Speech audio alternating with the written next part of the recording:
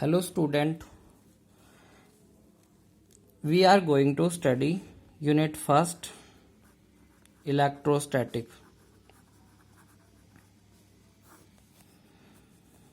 This is the branch of physical science in which we are study about electric charge at rest. बेटा इसमें हम electric charge के बारे में study करेंगे और ये जो यूनिट है, ये जो ब्रांच है फिजिक्स की, इसमें हम इलेक्ट्रोस्टैटिक के बारे में स्टडी करेंगे। और इलेक्ट्रोस्टैटिक का मीनिंग है चार्ज को आप रेस्ट फॉर्म में पढ़ोगे। बेटा इससे अगली जो यूनिट है वो इलेक्ट्रिसिटी, उसमें हम इलेक्ट्रिक चार्ज का मोशन डिस्क्राइब करते हैं और वहाँ उस यूनिट का नाम इलेक्ट्रोस्टैटिक की बजाय इलेक्ट्रिसिटी है। तो बेसिकली पहले आपको क्या पता होना चाहिए, इलेक्ट्रिक चार्ज क्या है। आप देखो, आपने कोई दो मटेरियल ले लिए, मटेरियल ए, मटेरियल बी। अब इन दोनों में कुछ इंटरेक्शन हुई और उससे क्या होगा, एक ने इलेक्ट्रॉन को लूज कर दिया, दूसरे ने गेन कर लिया। यहाँ पर बी गेन कर रहा है और ए ने इसको लूज किया है। बेटा जब दो की इंटरेक्शन होगी तो इलेक्ट्रॉन कौन ल्यूज करेगा, जिसकी बाइंडिंग कैपेसिटी कम है। अब यहाँ पर ए मटेरियल की बाइंडिंग कैपेसिटी कम है और ए मटेरियल की बाइंडिंग कैपेसिटी कम है और बी की ज्यादा है, तो बी इलेक्ट्रॉन ल्यूज नहीं कर रहा, ए इलेक्ट्रॉन ल्यूज कर देता है। ऐसा होने से क्या हुआ, जो ए है उसके ए मटेरियल के पास 1 इलेक्ट्रॉन की डेफिशिएंसी होगी और यहाँ 1 इलेक्ट्रॉन एक्सेस हो गया।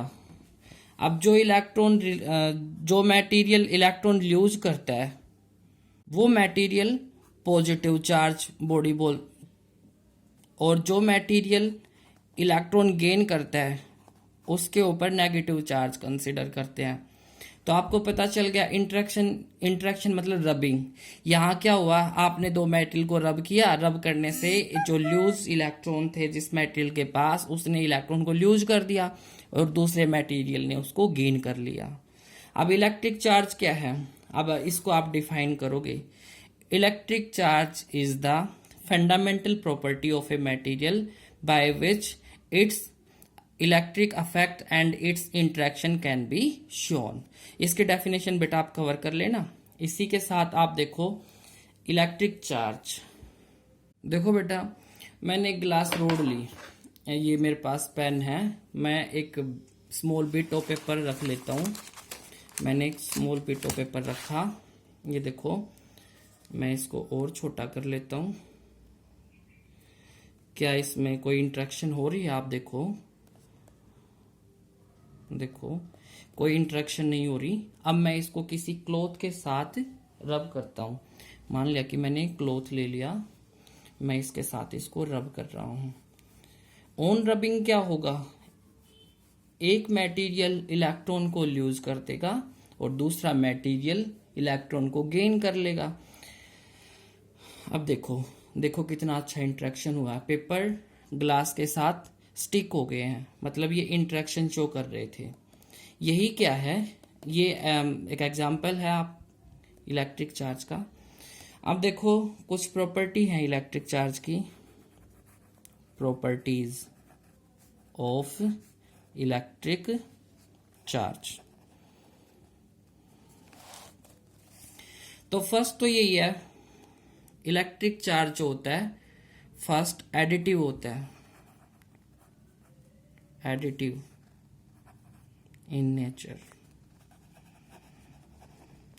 एडिटिव का मीनिंग क्या है कि किसी बॉडी के ऊपर कंसीडर कर लो आप +5 कॉलम चार्ज है, प्लस है और -2 कॉलम चार्ज है, तो टोटल चार्ज एडिटिव, टोटल इसका चार्ज आपको मिलेगा, मतलब टोटल बॉडी पे चार्ज कितना हुआ, +5 -2 टोटल 3 कॉलम। ये आपको ध्यान रखना है। साथ के साथ इसकी एक और प्रॉपर्टी है, quantization of electric charge. Quantization का क्या मीनिंग है बेटा? आपने अभी देखा हमारे पास दो मटेरियल ए और बी इंटरेक्शन हुई इनके बीच। तो ये देखो, मान लिया कि इन्होंने 3 इलेक्ट्रॉन लूज कर दिए ए ने, तो ए के पास 3 इलेक्ट्रॉन का पॉजिटिव चार्ज हो गया और बी के पास -3 इलेक्ट्रॉन का चार्ज हुआ। अगर ये इंटरेक्शन अगर एक इलेक्ट्रॉन रिलीज करते तो इनके पास एक इलेक्ट्रॉन का चार्ज होता। अगर ये 5 इलेक्ट्रॉन रिलीज करते तो +5 और -5 का चार्ज होता। आपने इस एग्जाम्पल में आपने क्या स्टडी किया? किसी बॉडी के ऊपर जो चार्ज है मिनिमम कितना एग्जिस्ट कर सकता है।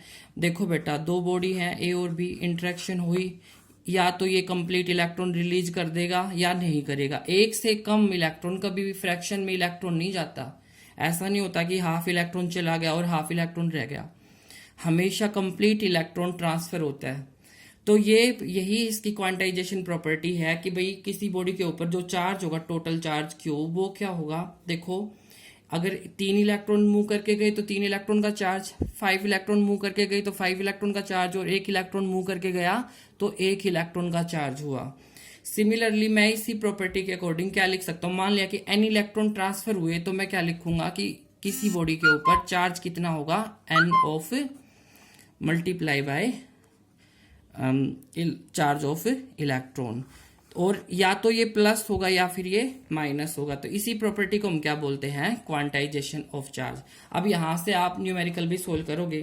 बेटा, इलेक्ट्रॉन पे चार्ज कितना होता है? 1.6 × 10⁻⁻19 कॉलम। और मिनिमम किसी बॉडी पे चार्ज अगर होता है, मिनिमम अगर चार्ज है तो मिनिमम चार्ज इतना ही एग्जिस्ट करता है, इससे कम चार्ज एग्जिस्ट नहीं करेगा। ये भी आपको ध्यान रखना है। अब आप इसी फॉर्मूले से देखो, आपने यहां से Q इक्वल टू ये जो रिलेशन निकल के आप +-NE, आप कैलकुलेशन के लिए NE लिख सकते हैं ओनली। यहां से आपसे वो क्या करवाएगा, वो बोलेगा कि किसी बॉडी के ऊपर चार्ज कुछ भी है, मान लिया X है, और वो कहेगा number of electron find out करो। तो E आपको पता है 1.6 × 10⁻⁻19 कॉलम। तो आप यहां से क्या निकाल दोगे? Number of electron. Number of electron इस रिलेशन से क्या हो जाएंगे? Number of electron is equal to total amount of charge on a body divide by 1 electron, charge of 1 electron. अब जो इनका डिवाइड का जो रेशियो आएगा, वो जो उसकी जो यूनिट होगी, उसकी यूनिट नहीं, वो जो चार्ज होगा वो कितना होगा? नंबर ऑफ इलेक्ट्रॉन्स पता चलेंगे, यहाँ कोई यूनिट नहीं होगी, ये याद रखना, नो यूनिट। ओके बेटा, अभी तक आपने पढ़ लिया इलेक्ट्रिक चार्ज और इलेक्ट्रिक चार्ज कैसे प्रोड्यूस होता है और उसकी प्रॉपर्टी। बेसिकली दो ही प्रॉपर्टी है, एडिटिव इन नेचर और क्वांटाइजेशन ऑफ ए चार्ज। अब इसके बाद डिफरेंट मेथड हैं प्रोड्यूस करने के, वो मैं आपको कुछ नोट से बताऊंगा। ये देखो आप, पेज नंबर 4 है बेटा, मेथड ऑफ चार्जिंग। तो फर्स्ट क्या है method? Charging by conduction. Conduction में बेटा क्या है, आप इसमें आप एक बॉडी को दूसरी बॉडी के साथ टच करोगे, और जो पहले वाली मैंने ए बॉडी दिखाई है वो क्या है? अनचार्ज बॉडी है, और ये हमने मेटालिक स्टैंड इंसुलेटिंग स्टैंड ले रखा है। मैंने क्या किया, एक ग्लास रोड को रब करके क्लॉथ के साथ उसके ऊपर चार्ज को एक्यूमुलेट करा लिया, और जब मैं उस चार्ज को मेटालिक स्फीयर ए के साथ टच करूंगा तो चार्ज में प्रॉपर्टी है, मेटालिक चार्ज मेटल के अंदर फ्लो कर सकता है, मेटल की सरफेस पे फ्लो कर जाता है और वो बॉडी चार्ज हो जाती है। तो फर्स्ट मेथड क्या है? Bye conduction. कंडक्शन में क्या करना है आपको? एक अनचार्ज बॉडी को दूसरी चार्ज वाली बॉडी के साथ टच करना है। सेकेंड है बाय इंडक्शन मेथड। इंडक्शन में आप क्या करोगे? इसमें हम पोलराइजेशन प्रॉपर्टी यूज करेंगे। आप चार्ज बॉडी को इसके साथ टच नहीं करोगे, इससे क्या होगा, आप इसके नियर बाय रखोगे। जब इस बॉडी का ये बॉडी इसके साथ इंटरेक्ट करेगी तो इस बॉडी में पोलराइजेशन होगा। पोलराइजेशन मींस ये प्लस चार्ज इसमें से नेगेटिव चार्ज को अपनी तरफ अट्रैक्ट करेंगे और पॉजिटिव को रिपेल कर देंगे। इसी पॉजिटिव चार्ज को मैं अर्थिंग या ग्राउंडिंग करा देता हूँ, वो ग्राउंड के अंदर फ्लो कर जाएगा। फिर हम इस रोड को भी इससे यहाँ से रिमूव कर देते हैं और पूरी बॉडी पर क्या आ जाता है, negative charge. Negative charge. Polarization. Polarization क्या होता है बेटा, in any insulating body during the charging the positive charge and negative charge are shifted along the corner of the body। Means क्या है, हमें जो बॉडी के अंदर पॉजिटिव चार्ज और नेगेटिव चार्ज है उनको पोलराइज करना है, मतलब सेपरेट करना है। और उसमें हम कौन सा मेथड लगाएंगे, बाय इंडक्शन। नेक्स्ट आपको रबिंग मेथड तो पता ही है। रबिंग में क्या करेंगे हम, रबिंग में आप ये देखो, आपने बहुत सारे फिनोमिना डेली लाइफ में देखे हैं। आपने देखा होगा कई बार जो बसेस वगैरह होती हैं, कार हैंडल्स से हमें इलेक्ट्रिक शॉक लग जाता है। क्यों लगता है, क्योंकि जब हाई प्रेशर से जब वो चल रहे होते हैं, एयर उसके साथ रब करती है और रबिंग से क्या होता है, कुछ इलेक्ट्रॉन गेन या लूज होते हैं, उससे क्या है, उसकी बॉडी पर चार्ज आ जाता है। और वो चार्ज जब हम उसको टच करते हैं तो हमें वो फील होता है। आपने देखा होगा कई बार बड़ी बड़ी जो लोड वाले ऑब्जेक्ट होते हैं, व्हीकल वगैरह होते हैं, उनके पीछे छोटी छोटी चेन लटकाई होती हैं। उन चेन का मेन मोटिव क्या होता है, जब बहुत टाइम तक वो चलता है एयर में, उसके ऊपर चार्ज आता है और डोर हैंडल से हमें बार बार शॉक लगता है। उस चार्ज को हम उन बेल्स के थ्रू, उन चेन के थ्रू हम क्या करते हैं, बार बार वो अर्थ जहां भी ब्रेकर आएगा वो उसके साथ स्टिक टच होंगे, उससे क्या है, वो चार्ज हमारा अर्थ में जाता रहता है।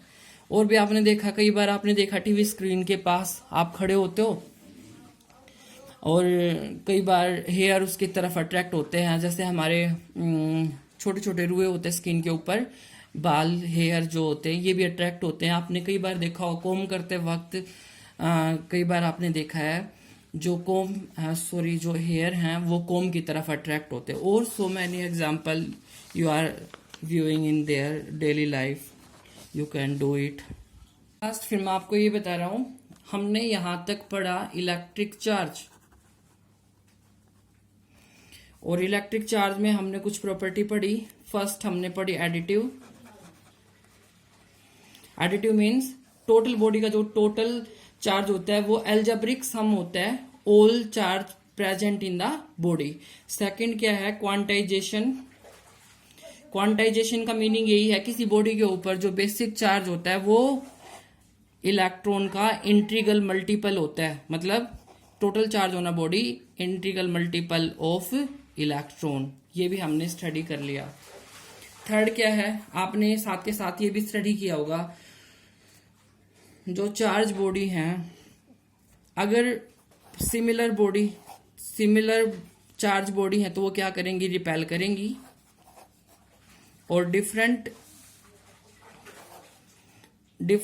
चार्ज बॉडी है तो वो क्या करेंगी, अट्रैक्ट करती है एक दूसरे को अपनी तरफ। पर ये हमेशा नहीं होता, आप ध्यान रखना। कई बार बोर्ड में क्वेश्चन ये भी आ जाता है कि एक positive charge, heavy positive charge और एक स्मॉल पॉजिटिव चार्ज क्या अट्रैक्ट कर सकते हैं? बिल्कुल कर सकते हैं, क्योंकि इसके पास जो चार्ज है वो पॉजिटिव चार्ज इस पॉजिटिव चार्ज के कंपैरिजन में कहीं ज्यादा है, इसलिए दोनों एक दूसरे को अट्रैक्ट भी करते हैं। ये भी आपको माइंड में ध्यान रखना है। बस इलेक्ट्रिक चार्ज में बेटा आज के लिए यही। नेक्स्ट वीडियो में नेक्स्ट कंसेप्ट लेके आएंगे।